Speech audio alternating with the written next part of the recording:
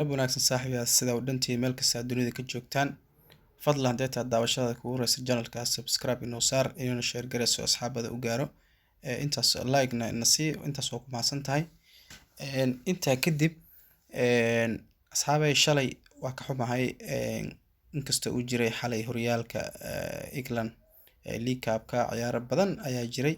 Marka shalay waa mashquulay soo iga raali noqda. Marka shax waan soo geli waaye oo because waqtiga ayaa ii saamixi waan idinka cudur daartay dabcan. Marka maanta shan kooxood ayaa jira naftarkeeda oo League Cup-ka caawa saas ay tahayna waxaan ka soo xuray wixii markaas as dhigi karo waa macquul. Ayaan ka soo xuray sidoo kale horyaalka Jarmalka qeybiisa hoose sin waxbaa ka soo fiirshay iyo horyaalka Women's-ka iyadana ay ciyaaraan. Marka lixdan kooxood ayaa ii soo baxday oodiskuna uu yahay $2.3 horyaalada weyn maanta ma jiraan waa ogtiin sabdile waa hadda alla idmo tan kalena maalin dhexdaas shaxdan hadda soo dhigatii ka horeyso ugu noqotay oo guuleysatay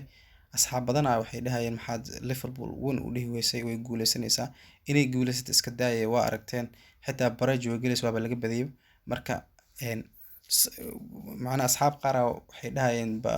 maxaan ku raahday United toogada hore afar loo dhiibay Liverpool kuma aado waxaan waa ciyaar waxaan waa Premier League-na ilaa hadda cid dhihi karto ama koox weyn ha noqoto ama koox yar cid dhihi karto way badinaysaa ma jirto City xataa waad aragteen in laga badsho ay u dhaweyd balse barrage ayay gashay